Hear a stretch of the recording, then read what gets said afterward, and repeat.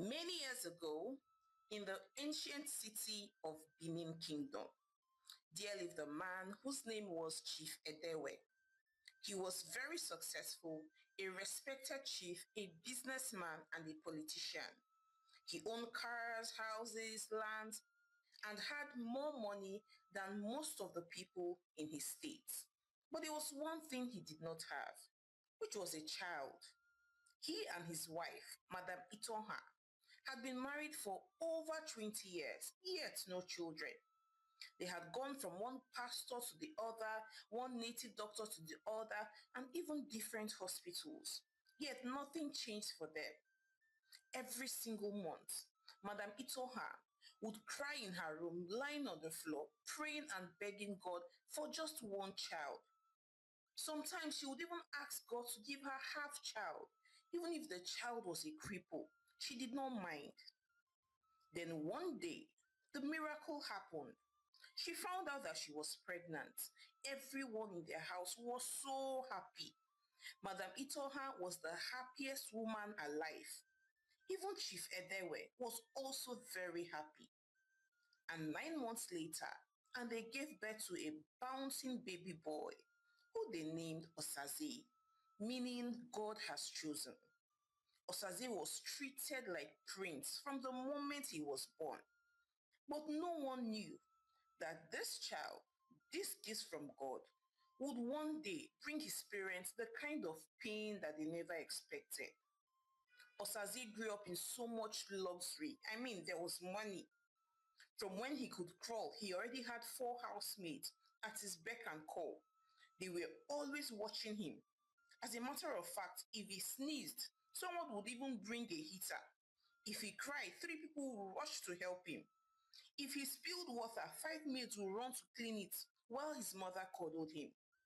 Osaze was a pampered and spoilt baby.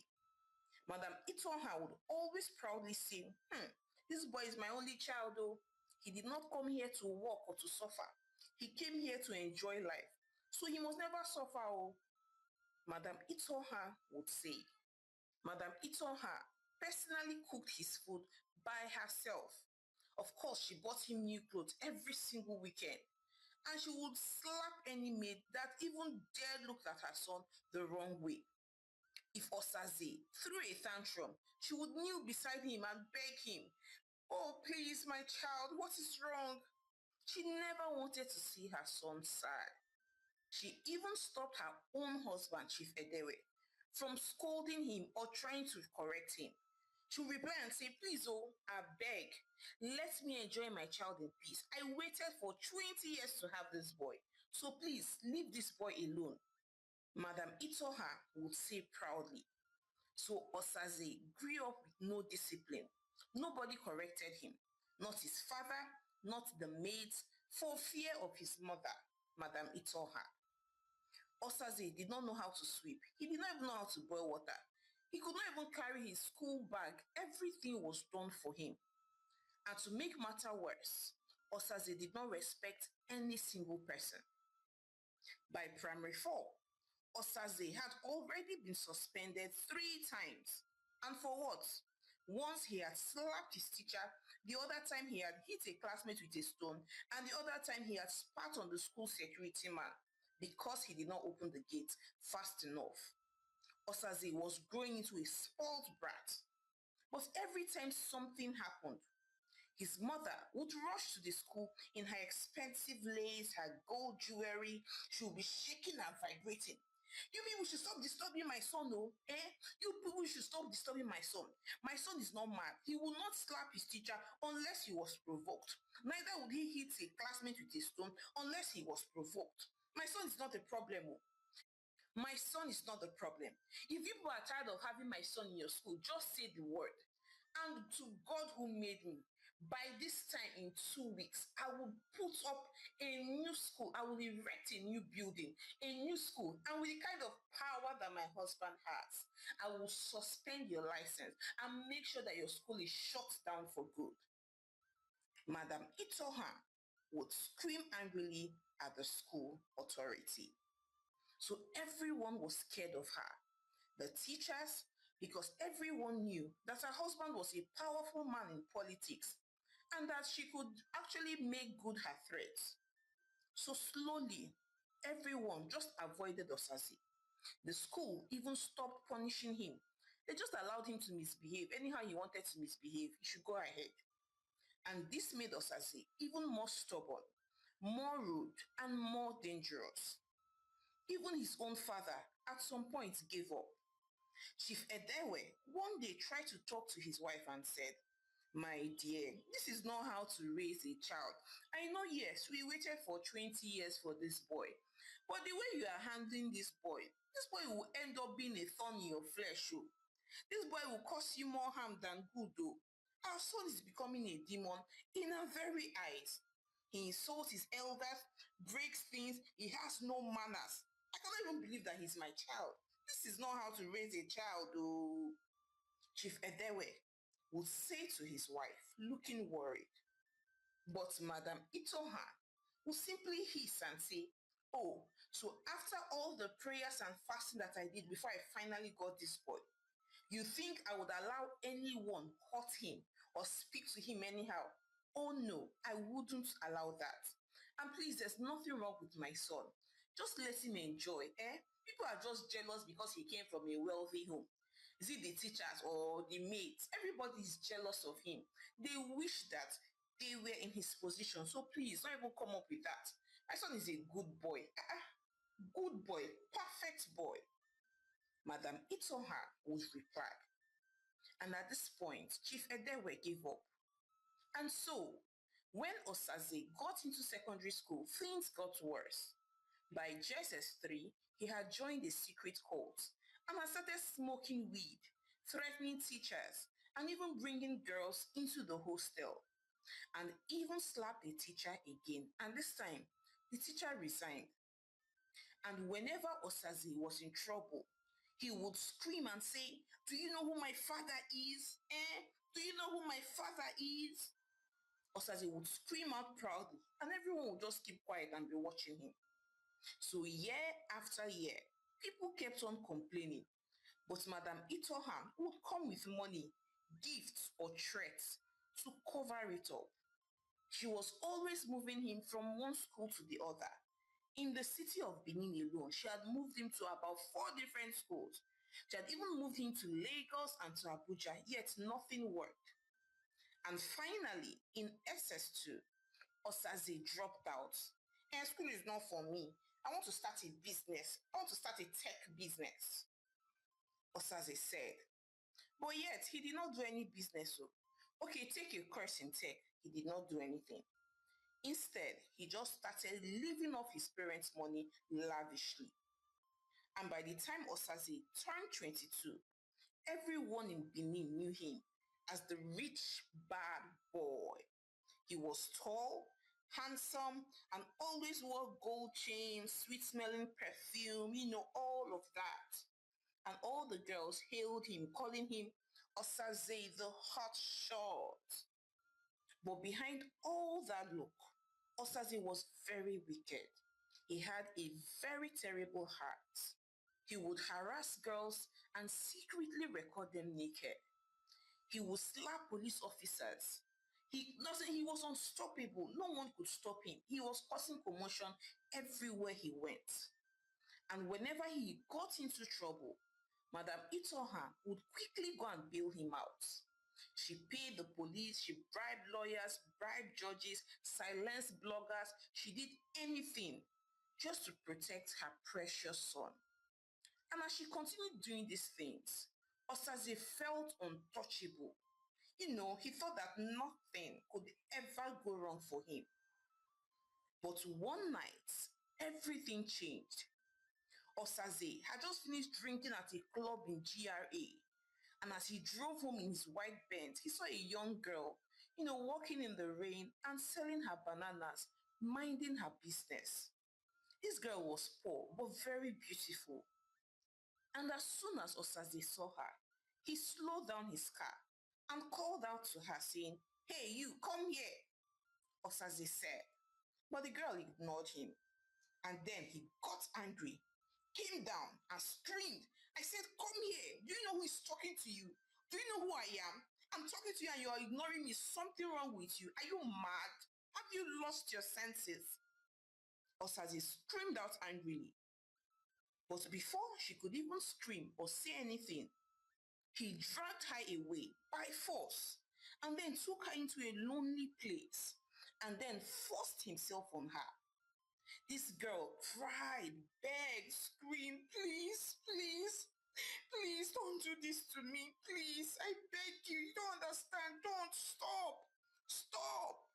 She cried. She begged. At some point, she even threatened him that if he did not stop, he was going to regret it for the rest of his life. But Osaze simply laughed and said, regret what? You. You are very lucky that I even touched you. You know how many girls are dying for me? Do you know how many girls just want to have a taste of me? Eh? Do you know who I am? Me, Osaze, rich bad boy. I beg you. And so, by the time he was done, he just flimsily threw 5,000 naira at her and said, take this for your stress. I know that even in 1 week, the profit you make from selling your banana is not even up to 1.5. So here, I've given you about 3 weeks hard work. So take this and shut up and go get drugs and flush out what is in your system. Osaze said to her and then drove off. But the girl simply picked up the money and tore it into pieces and then whispered something that no one expected. She just said, Osaze, you will beg me on your knees for this that you have done to me, for taking away my pride. I will deal with you. And so, 2 weeks after that night, Osaze woke up with a terrible headache, but it was not a normal headache. It felt as if someone was using a hammer inside his head. Boy, boy, boy, it was constant. He even took medicine, nothing worked. The next day, the pain moved from his head to his chest, then his legs, then his stomach. And by the fourth day, Osaze could not even stand up straight. His whole body was shaking like he was possessed. So they had to rush him to one of the best hospitals in Benin. And after so many tests, the doctors were confused. They stared at his mother and said, this boy is fine. His body is fine. He's not sick. I wonder why he's having all the symptoms. The doctor said. But Madame Itoha shouted at him and said, how can you say that now? Can't you see that he's not feeling fine? Look at him. He's struggling to breathe. His body is burning. He has high fever. What is all this? Madame Itohan said, but there was nothing the doctors could do because medically he was fine. But Madame Itohan was not satisfied. So she took him to Lagos, then to Abuja, to several hospitals. Yet, no solution. All the hospitals said the same thing. There is nothing wrong with this boy medically. Yet, Osaze was getting worse every single day. As a matter of fact, his skin had started peeling. His eyes had turned yellow. His tongue swelled up 1 week and shrank the next. His hair was falling off. He lost his voice. Everything was happening to him at the same time. He could not walk. He could not eat. He could not sleep. He was frustrated. And yet, the doctors kept on saying that medically, there was nothing wrong with him. So Madame Itonha began to panic. And she started going from one prophet to the Alpha to Babalawo to anybody that could help. And in no time, her house was turned into a war zone of prayers, candles, chants, sacrifices. Then one prophet looked at her and said, there is a girl that your son hurts. And that girl is not an ordinary girl. As a matter of fact, she's dedicated to the gods. And he took her virginity. So the gods cursed him. Madame Itohan thought it was a joke. But yet, another native doctor said the same thing and told her that he must find the girl and make peace with her. If not, he would continue to suffer and that he would not die, that he would continue to suffer different sicknesses and pain, but it would not lead to death. Instead, his body would turn into his own prison and his bed would become his grave, and that the only way out of this misery and pain was to marry the girl. The native doctor said to Madame Itoha, Eh? Marry who? God forbid. How can my only child, my only son, the only heir to the Edewe dynasty, marry some girl that I do not even know about? God forbid, that will not happen. Madame Itoha replied angrily. But as the days went by, Osaze became too weak to walk. He was getting worse. Even to use the toilet, the maids had to assist him. He drooled without control. Even his own father could not bear to look at him. Instead, he just sat in silence and said, Shebi, I warned my wife. I warned you. I warned you about all these things you're doing for our son. You created this monster in him. Now you're going to fix it. You are going to fix it. Because if you had disciplined this boy when he was younger, he would not have turned into a rapist that would rape somebody by the roadside. But you created this monster, so deal with it. Chief Edewe said.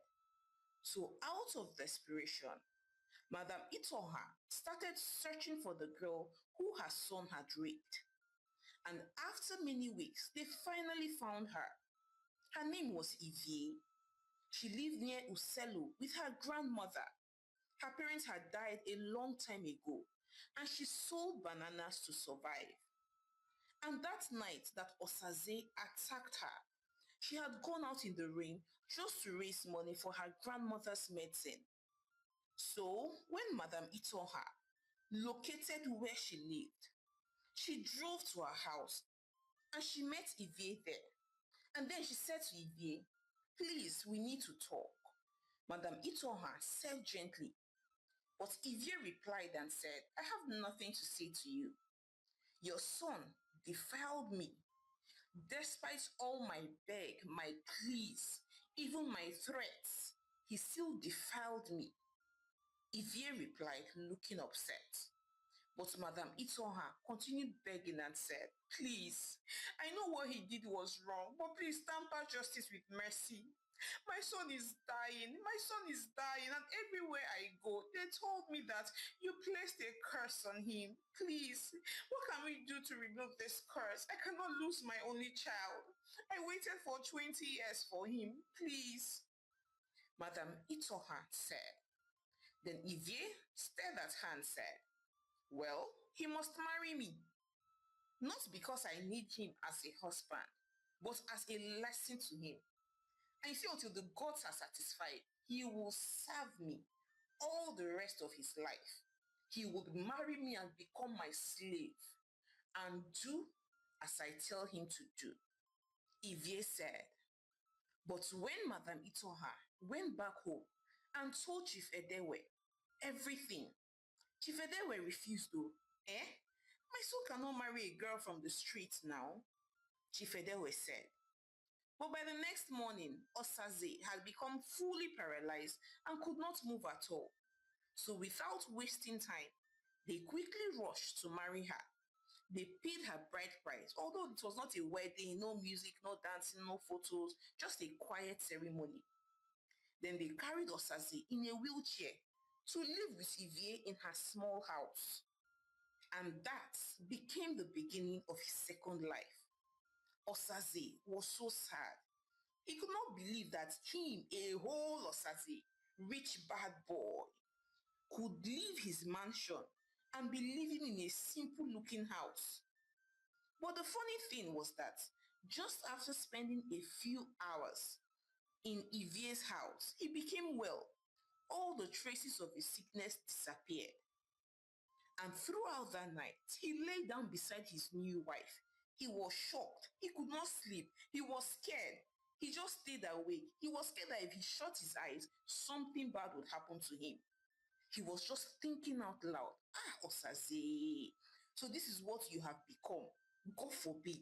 There must be another way. I must find another way. Osaze thought aloud to himself and then dozed off. By the following morning, by 5 a.m., Ivie woke him up saying, "Get up, go and fetch water. See, oh, in this house, there are no maids. Oh. You are my maid.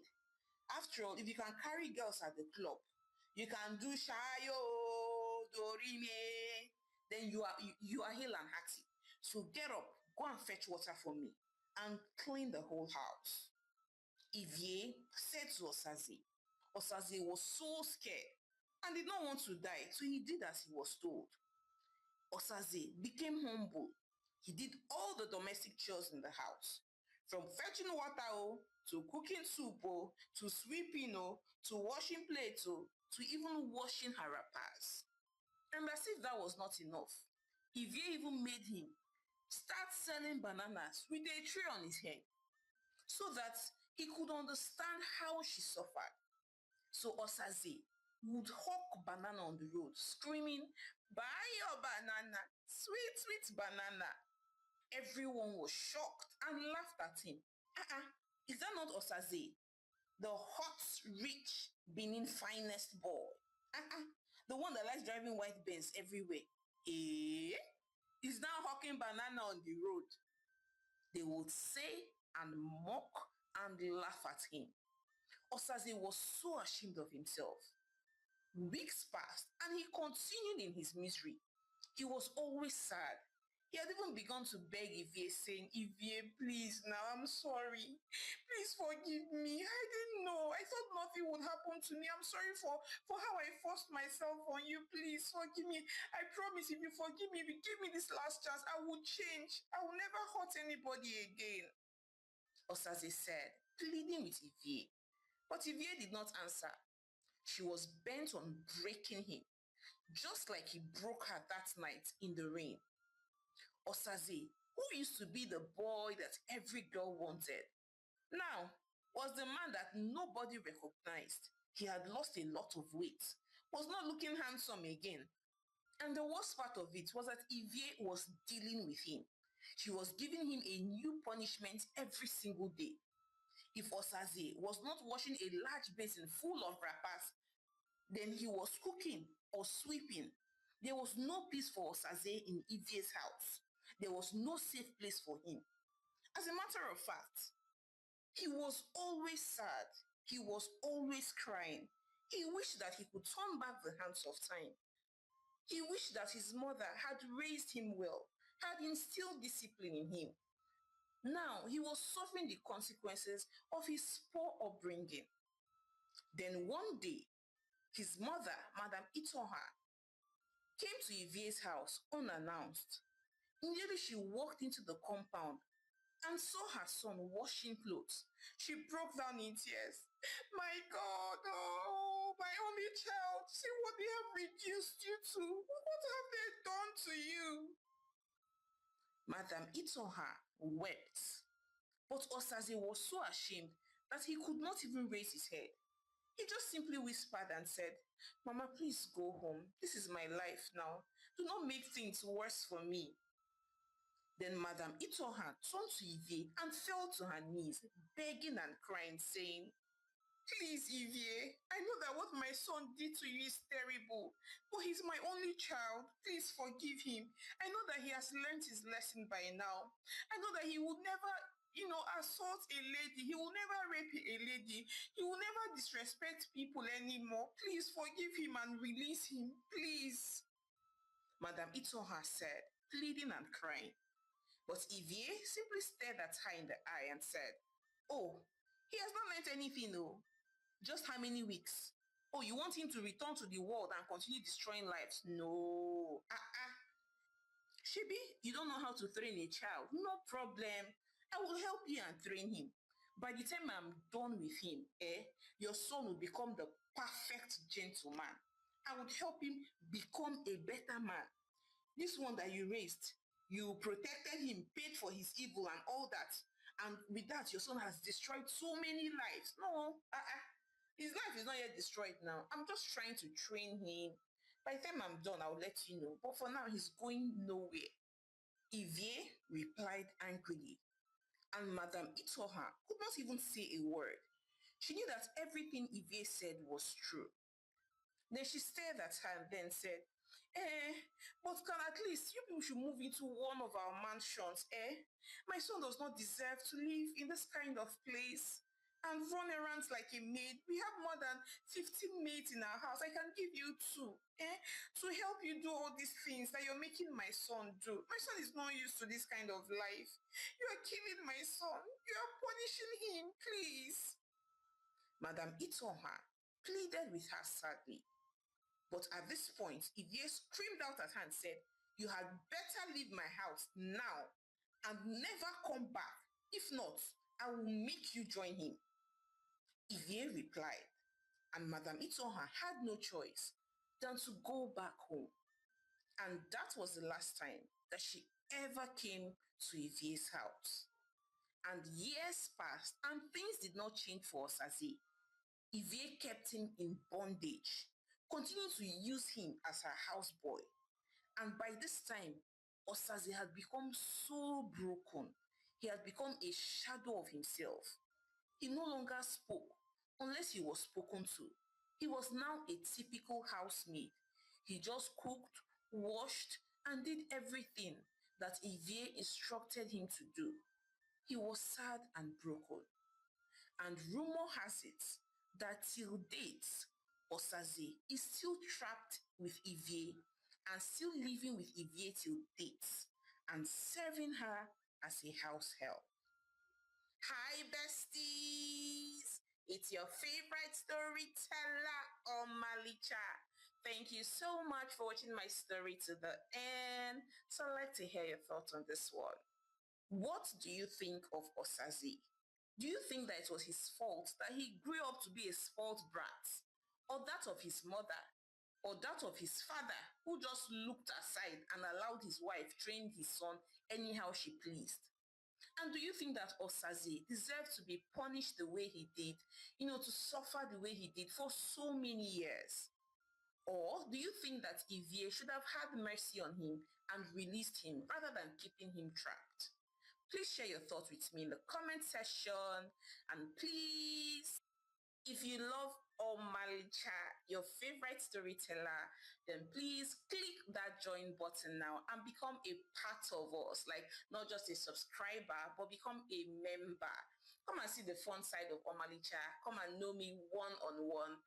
Come, let me give you all the juiciest gossip. You trust me now.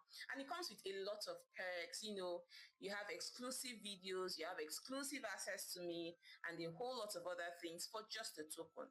So what are you waiting for? Click on that join button channel right now. I can't wait to see you on the inside. I can't wait to get to know you, your names, your birthdays, and every other thing. I'm looking forward to seeing you on the inside. And it's just for a token of 750 naira, less than $1.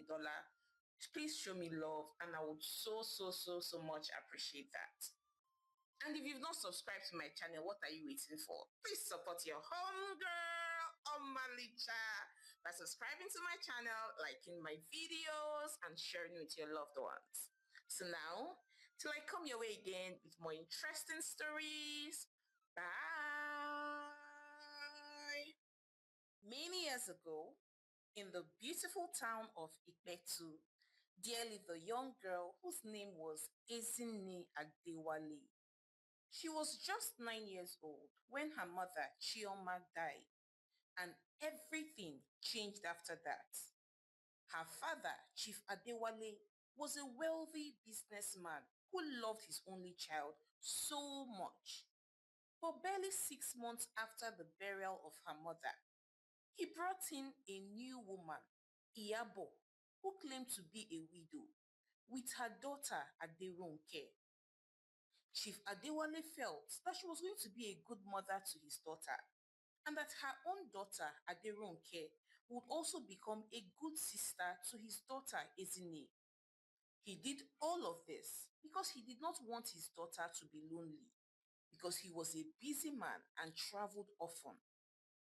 So at first, when Iyabo came into their home, she was very nice to Ezinne and would smile, touch her shoulder gently, and say things like, "You're such a sweet girl, Ezinne, and I promise I will take care of you.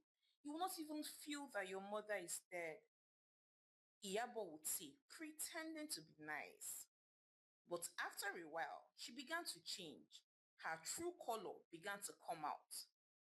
The minute Chief traveled for one of his long business trips and stayed away for weeks, Iyabo's wickedness came out in full force. She would scream at Izine saying, Ezine, Ezine, what are you still doing in bed by this time? Come on, wake up. Go and wash the dirty dishes. Go and sweep the compound. Make yourself useful. Scrub the toilets. Useless girl. Iyabo would scream out wickedly at Izine. And that was just the beginning, though, because Iyabo turned Ezine into a housemaid in her own father's house. Meanwhile, Iyabo's own daughter, Aderonke, from a previous marriage, did not do anything. She never lifted up her finger to wash a single spoon. Instead, it would be Ezine that would clean, sweep, cook food, iron everybody's clothes, and do all of this before leaving for school every morning. And what of her father, Chief Adewale? That one was too busy traveling around the world and signing contracts and attending meetings to even notice what his daughter was going through. Ezine was always sad. She was always in tears and even began to miss her mother the more. And things continued like this for several years. She had tried to speak to her father once about her stepmother's attitude towards her, but he simply waved it off. He did not believe her because Iyabo always pretended to love and care for Ezine in his presence. So he just thought that maybe his daughter was just being mischievous. So Ezine just gave up speaking to her father and continued to suffer in silence. And so a few years later, and Ezine had grown into a beautiful, tall, graceful, soft-spoken, and smart young lady. And soon enough, rich suitors started showing up for her. Men with clean shoes, tinted cars, perfumes that even announced them before they stepped into a place.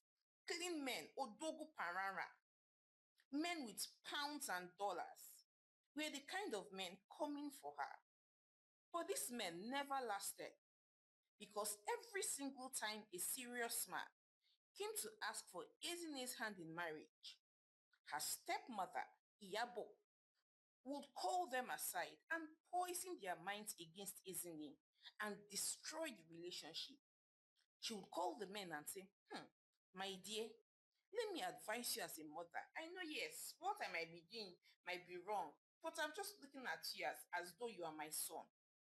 You see this Ezine, all the men in our neighborhood know the color of her underwear. It is even a surprise that she's not yet pregnant.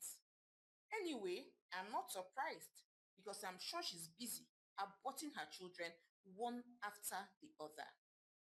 Yeah, I just say I should tell you. Oh. So it's not when you get married now and you will start looking for children, you say that nobody warned you. I'm warning you now. Oh, if you want to go ahead, fine, but at least know the kind of person you're getting married to. That girl is wayward, stubborn, wild. She has aborted all the children in her womb. She will not be able to give you children. The only thing that she has to her name right now is a good face, that pretty face, and her slender body. That is all. Otito. Iyabo would say spitefully. And then these men would disappear like a smoke. Ezine, on the other hand, was always worried and sad. She would call these men, but then she would realize that they had blocked her. She was getting so worried. She did not know what she was doing wrong because the last time she spoke with her boyfriend, they were good. And all of a sudden, they are no more picking her calls. They've blocked her on every social media platform. So things continued like this for a long time. More than 12 wealthy suitors had come to the house to see her father and had ended up not coming back. Isn't was broken. And then she began to realize a pattern that these men only left her after they visited her father. And then it dawned on her that it could be her stepmother that was responsible for all the suitors leaving her. So she made a decision that the next time she was going to be in a relationship, that she was going to hide it from her stepmother so that she does not scatter it. Then one Sunday morning, something changed. Izine had just finished singing in church when she met a young, handsome man named Chuka. Chuka was tall, dark, calm, and handsome, and it was love at first sight for Chuka. Chuka walked up to Izine and said, I'm so sorry for stopping you like this, but I saw you in the choir while you were ministering. And I don't know, I just felt something towards you. I felt attracted towards you. And I heard the spirit immediately tell me that you're my wife. You're so beautiful. My name is Chuka, and I would like to get to know you better. Chuka said, smiling. By this time, Izini was busy smiling like a fish. She was so shy. Then she responded and said, Nice to meet you, sir. And then they started talking. They would spend hours over the phone in church and even hang out secretly so that her stepmother would not see them. Then one evening, while they were taking a stroll, Isney opened up to Chuka and said, Chuka, if my stepmother finds out that you are rich, she will chase you. She will poison your mind against me. She has done that to more than 12 of my suitors. She will say all sorts of nonsense about me. She does not want me to marry before her daughter. Or better still, she does not want me to marry at all. She wants me to stay in that house with her and serve her all the days of my life. She has sent all the men that have come for me in time past. Ezine said, looking very sad. So Chuka replied and said, okay, but what do we do? Like, I'll literally have to see your family at some point. So what do we do? Chuka asked. Then Ezine looked at him and said, mm, maybe you could like pretend to be poor, like dress like a mechanic, dress like a poor person, talk like someone that is struggling, drive an old car, maybe a bicycle. Let my stepmother think that you have nothing. Then when you come to ask for my hand in marriage, just dress like a poor person. And you will see, she will willingly give me out because she doesn't want anything good for me, Izini said. And then Chuka laughed and said, are you sure? Like, will that work? And are you okay with that? Because what it means is that I will not be able to, you know, throw a big wedding for you. Like if I'm poor, I have to pretend to be poor till after our marriage. Chuka asked. Then Isini replied and said, yes, so I am okay with it, please. I just want peace. And I just want to marry the man that I love. I want to literally spend the rest of my life with you. And if the only sacrifice that I would have to give is forfeiting a big wedding, then so be it, Izini replied. Then Chuka smiled and said, okay, all right, we can do this. Ayana, let's play this game together. Let's trick your stepmother. So that was it.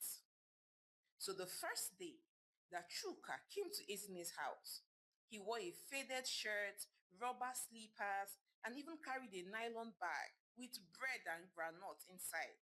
Then he greeted Yabo, sounding very timid and afraid. Eh, good morning, ma. Ekaroma, Chuka said. Then Iyabo looked at him from head to toe while covering her nose and then said, who are you? And who did you come to see? Did you miss your way? Do you know where you are? Iyabo asked. Then Chuka responded and said, no, ma, I did not miss my way. I came to see Ezinema. I love her. I want to marry her. I want her to be my wife. Chuka replied. And immediately, Iyabo turned to her daughter Aderonke and they busted into laughter. Hey, come and see the mechanic that your sister has brought back home. See his slippers. Will this one be able to afford 3 square meal? I be 1 square meal. Hey, hey. You're still going to go and bring somebody from the gutter to get married to. Wonder shall never end. Iyabo said as she busted into laughter. But Ezine stood there, calm and pretending to be embarrassed. Mommy Yabo, please don't insult him. I love him. I don't care what he does for a living. I will support him. I love him. I just want to marry him. Izine said. And for the first time ever, Iyabo did not try to poison Chuka's mind against marrying her stepdaughter. She did not call him aside to say all sorts of horrible things about Ezine, because this was the kind of person that she wanted Ezine to marry. She wanted her to marry a pauper, a poor man that would struggle to feed. So even when her husband, Chief Adewale, kicked against his daughter marrying such a poor man, Iyabo made it her point of duty to convince him to let her marry him. So that was how Chuka and Ezine got married quietly, without any celebration, just family blessings. Because Chuka was too poor to afford a proper wedding celebration. So all he did was just pay the bride price. Iyabo was so happy to see that her stepdaughter had ended up with a poor mechanic.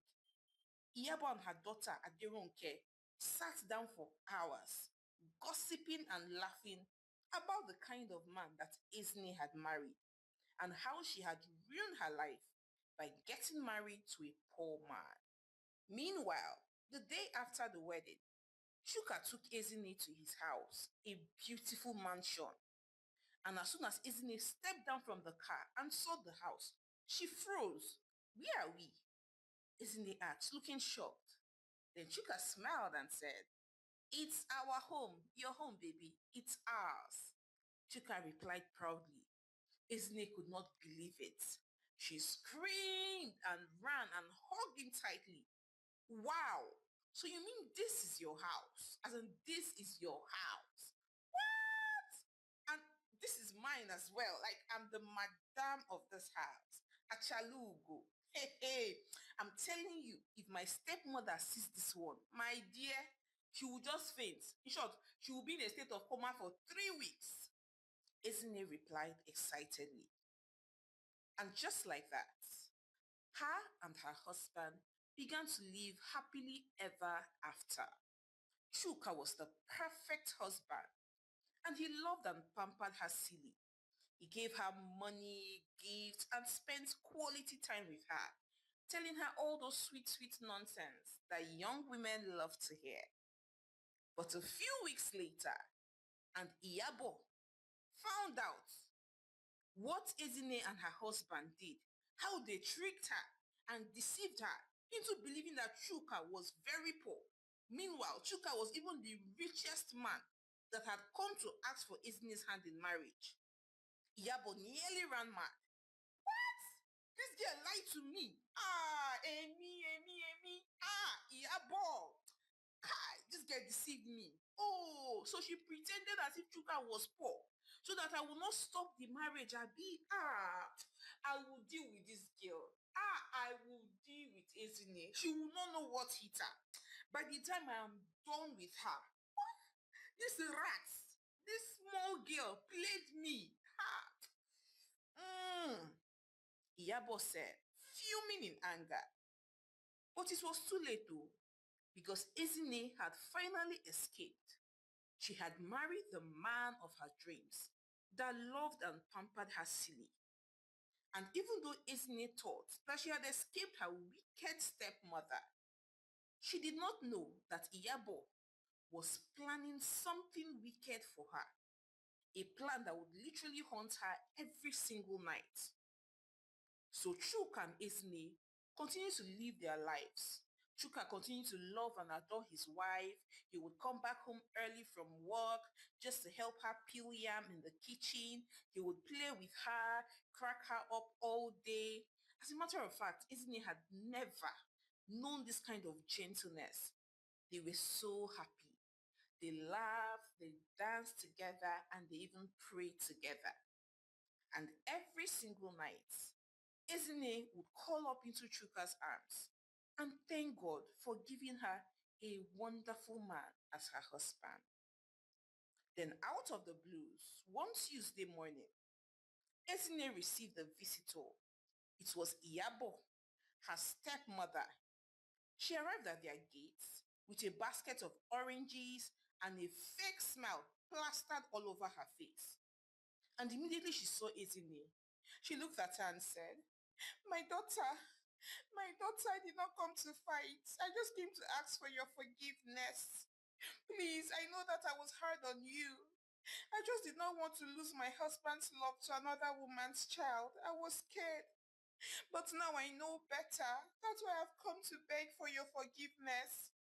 It's not fair that you should enter into a marriage without having a mother figure to advise you and guide you. So please find a place in your heart to forgive me. I would love to become a real mother to you.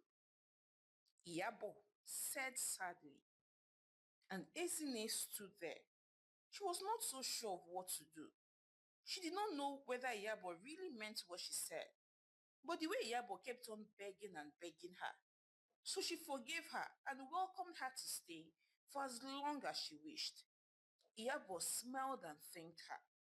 But inside her mind, she just hissed and said, foolish girl, you think that I came here to eat rice and to eat chicken and to smile?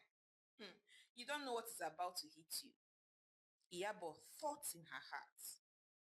And so, the moment Iyabo stepped inside the house, she became even more jealous, envious, and bitter. Eh? So this is the kind of big madam life that this girl is enjoying. She's literally living like a queen. This girl deceived me. Oh, who gave her this sense? This girl tricked me. Meanwhile, my own daughter does not have a sensible man that is asking for her hand in marriage. Every day, that one is still eating rice and stew in my house and telling me, thank you, ma. Hmm. If my daughter does not have a man, this one cannot have a man. Oh. I will destroy this one. You see, before I'm done, I will scatter this marriage. Iyabo thought to herself. And that night, she laid awake all night, staring at the ceiling of the guest room and just thinking. She could not sleep, especially because she heard them laughing in their bedroom. She hated that Izini was so happy. So one morning, Izini decided to go to the market to go and buy things for the house. And she told her stepmother that she was going out to get some things. And Yabo just replied and said, okay, my daughter, please take your time, oh. Iyabo said, smiling like a fish. And as soon as Ezine left and she heard the gates close, she immediately went and got a charm from her bag and then sneaked into Ezine's matrimonial room, opened the bedroom door slowly. She walked into Ezine's room with the charm and then brought it out and spoke to it and called Ezine saying, Ezine! Ezine! You will know no rest. Your bed will betray you. Your marriage will stink of shame. Let the urine flow and flow and flow. Ha ha ha ha ha. So that was how Iyabo cursed Izini and then placed the charm gently under the bed. Then she stood up, arranged the bed back, smiled, and left the room. Then a few hours later, Isine returned, smiling and sweating, with tomatoes, onions in her basket, and all sorts of foodstuffs. And as soon as Iyabo saw her, he welcomed her warmly, saying, ah, Isine, you're back. You're such a hard-working wife. Oh, please, welcome back. Let me help you. Iyabo said, smiling. And Isine replied and said, ah, thank you, Mommy Iyabo. Ah, you have really changed, though. You have really changed. You're so nice. Isine said. Then Yabo laughed and replied and said, my dear, I made a mistake. I'm just trying to correct what I have done. I just want peace now. I want to be a mother to you. Iyabo replied. Then later that evening, Iyabo came up with an excuse that she had to go back home. And she thanked Ezine profusely for welcoming her back into her house and forgiving her. And then she packed her bags and left. Her mission had been accomplished. But by the next morning, Ezine woke up, drenched. The whole bed was wet, even the floor. Her thighs were dripping. Jesus! Ezine screamed as she jumped out of the bed. What is this? What is this? Ezine said, looking very frightened. Then Chuka sat up immediately and said, babe, are you okay? Did you spill something? What is wrong? Then Ezine replied and said, looking very ashamed, I think I actually urinated on the bed. I wee-weed, Izine said, looking ashamed. Are you sure? Maybe it's something else. Maybe, I don't know. Maybe water poured in the room, something. Chuka replied. But Izine was sure. She had urinated on the bed. So she went ahead and changed the bed sheets. But the next night, it happened again and again and again. And by the fifth day, Izine broke down. She could not even sleep anymore. She would stay awake up till 2 a.m.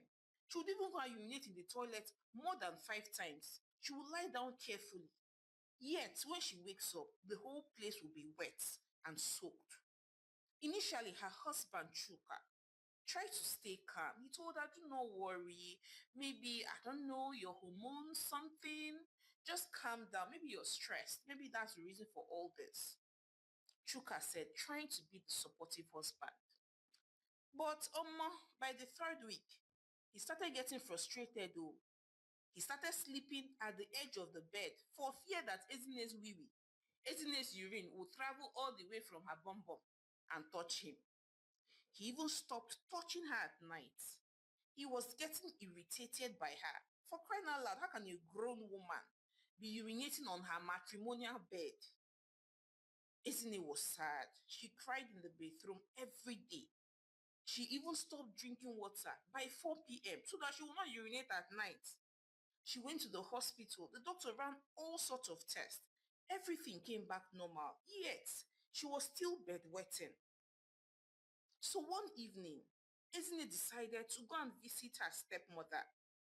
She met her stepmother, Iyabo, in the parlor peeling granuts. And when Ezine walked in, you could see that she had already been crying for many days. She stared at Iyabo and said, I think my husband is tired of me. I think Chuka is tired of me. I don't know what happened. I just started urinating on my body. I started bedwetting. I don't know why. I cannot control it. And now my husband is tired of me. I don't know where else to turn to. I don't even know who to speak to about it. I've gone to the hospital. The doctor said there's nothing wrong with me. I don't know who else to confide in. So I said, let me confide in you. Whether you could help me, any herbalist, any herbal treatment, anything. I have no other person to turn to but you. You are now my mother, Ezine said sadly. And Iyabo tried to comfort her. It's okay, my dear. It's okay. It's okay. Sometimes life happens. Then she tried to advise her, saying, my daughter, do not mind your husband though. Men don't have patience. They are all the same, especially the rich ones. Me, I will say that you should come back home for a while. Come back home, clear your head. You don't want your husband to see you as desperate. Does your husband know who your father is? You're not from a poor family. Do not let that man treat you anyhow. Now that he's supposed to be by your side, he's there, avoiding you. My dear, come back to your father's house. You don't need him. Well, then what exactly does he have? Come back home. Iyabo said, trying to poison her stepdaughter's mind and scatter her marriage. Isini did not know what to do, but she went back to her matrimonial home and continued to ponder on what her stepmother had said for so many days, while she still continued to bedwet. But now things got worse because her husband began to keep late nights and keep other women too. And soon, Isini found out and began to weep profusely. So that night, she knelt on the floor of the bedroom, weeping. God, please help me. This shame is too much. I don't know what I did wrong. Why am I bedwetting? Mommy, if you can hear me, help me, please. Ezine cried out to her late mother, and then she dozed off and then had a dream where she saw her late mother Chioma speaking to her. Her late mother stared at her and then said, my child, the problem is under your bed. You forgave too easily. You trusted easily. It was your stepmother that did it to you. Go and get out that charm and burn it. her mother said to her in the dream. And so immediately Isne woke up from the dream. She raised her mattress, but did not see anything at first. Then she searched again and saw the charm by the corner of the bed. She was shocked and screamed. She called out to her husband Chuka, who no longer slept in the same room with her because the whole room was usually smelling of urine. So he rushed into Ezine's room and was shocked to see the charm.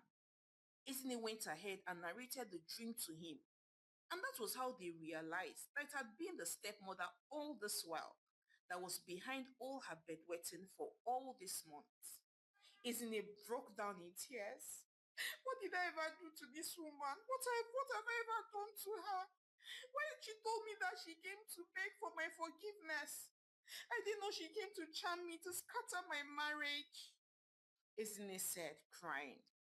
And then she took the charm and spoke some words over it and said, now I declare back to sender.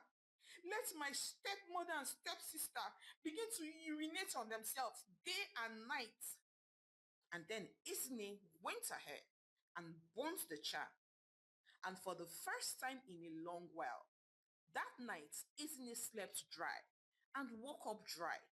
The next night, dry also, and woke up dry. And that was how she just stopped bedwetting, just like that. And a few days after, something began to happen back in Ipetu.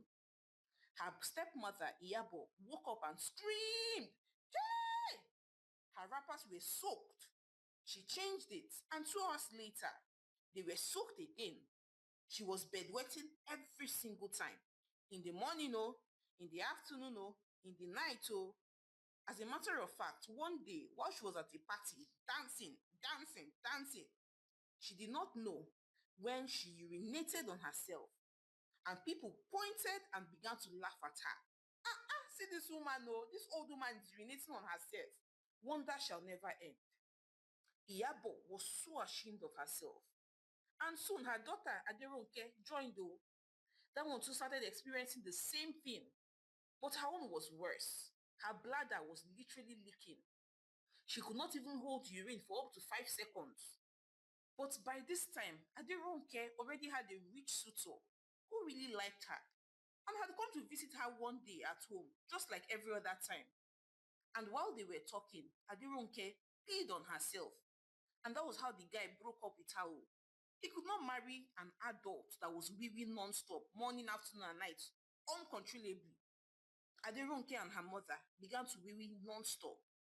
And so, no man ever came near Aderonke again. Her friends even avoided her.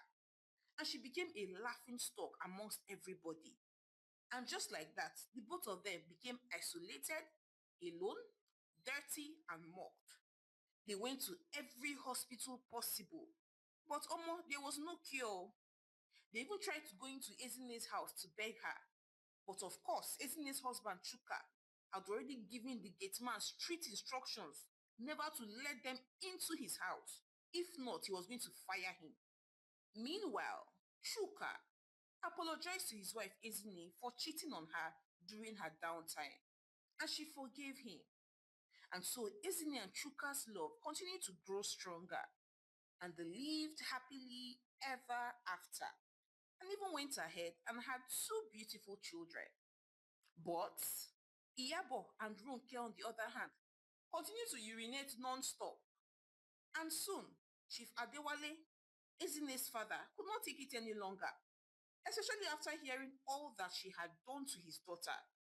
So he threw Iyabo and Aderonke out of his house, and they went and lived off the rest of their days in a small room that was always soaked and smelling with urine. They could not even afford to keep a job because they were always leaking. They could not also afford to do business because nobody wanted to come near them to buy whatever they were selling because they were always smelling of urine. So they had no choice than to resort to begging on the streets to feed, while they still went about from one babalawo to the other, looking for a solution. Hi besties, it's your favorite storyteller, Omalicha. Thank you so much for watching my story to the end. So I'd like to hear your thoughts on this one. First off, Don't you think, or do you think that Ezine was too trusting? For crying out loud, how can somebody be so wicked to you for many years? Then out of the blues, the person just comes to your gate and comes up with a sad story and is crying and apologizes, and you take the person back into your house just like that. Like, do you think she was gullible to have even believed Iyabo in the first place? Then secondly, do you think that people really change? Like, if there's someone in your life that you already know that this person is evil, this person is bad, this person has done so much to you in time past, do you think that they can suddenly change because maybe they gave their life to Christ, something happened to them and all that? Do you think people really change? Please share your thoughts with me in the comment section. And finally, do you think that Iyabo and Adirunke deserve the life that they finally had? Like, they literally fell into the pit that they dug for, isn't it? Please share your thoughts with me in the comment section. And also, please, if you love Omalicha, what are you waiting for now? How about click on the join now button and become a member. Graduate from just being a subscriber to a member. Come and see the fun parts of Omalicha, and there are several other perks too. I can't wait to see you on the inside. And please support your home girl, Omalicha, by subscribing to my channel, liking my videos, and sharing with your loved ones. So now, till I come your way again with more interesting stories. Bye.